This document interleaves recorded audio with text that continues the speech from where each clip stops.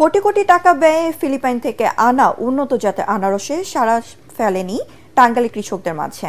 ফলে মুখ থুবড়ে পড়েছে প্রকল্পটি। নানা অব্যবস্থাপনায় এবং কৃষকদের জ্ঞান না থাকায় অনেকেই আগ্রহ হারিয়ে ফেলেছেন MD2 জাতের এই আনারস চাষে।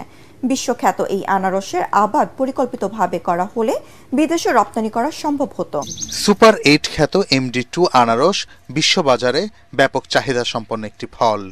স্বাদে ভালো, পুষ্টিগুণে ভরপুর, মনোমুগ্ধকর সুবাস সমৃদ্ধ হওয়ায় এই ফলের চাহিদা দিন দিন বাড়ছে।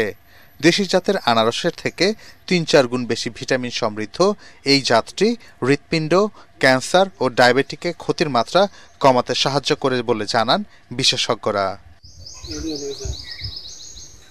আর তাই এই জাতের আনারস চাষ দেশের সম্প্রসারণের লক্ষ্যে 2021-22 অর্থবছর থেকে 2023-24 অর্থবছর পর্যন্ত মধুপুরে 227 জন কৃষকের মাঝে প্রণোদনার মাধ্যমে 12 লাখের বেশি MD2 জাতের আনারসের চারা বিতরণ করা হয়।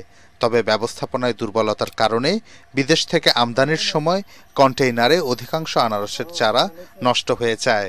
এতে করে কৃষক চারা রোপণ করে ক্ষতির মুখে পড়েন। অনেকে আগ্রহ হারিয়ে ফেলেন MD2 আনারস চাষের প্রতি। আবার নতুন জাতের আনারস আবাদে সঠিক প্রশিক্ষণ না থাকার কারণেও আবাদে মার খান অনেক কৃষক।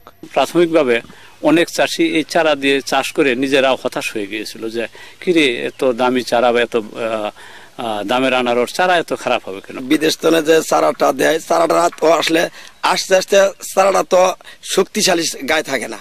যে সমস্ত কৃষকের হাতে এই চারাগুলো তুলে দেওয়া হয়েছিল তাদের কোনো এটা উৎপাদন সম্পর্কে জ্ঞান ছিল না, যার কারণে এটা উৎপাদনের প্রথম অবস্থায় অনেকেই হোঁচট খেয়েছে, আবার এরই মাঝখানে অনেকেই সফল হয়েছে। উন্নত জাতের এই আনারস চাষে কৃষকদের প্রশিক্ষণ ও প্রযুক্তিগত সহায়তা দেওয়ার কথা বলছে কৃষি বিভাগ। প্রণোদনার মাধ্যমে আবার এগুলোকে অল্প আকারে যদি এগুলো ইন্ট্রোডিউস করা যায় তাহলে এটা আবাদ করা সম্ভব এবং আমরা লোকাল মার্কেট তৈরি করার পাশাপাশি যে আন্তর্জাতিক যে মার্কেটটা আছে সেটা আমরা সহজে ধরতে পারবো।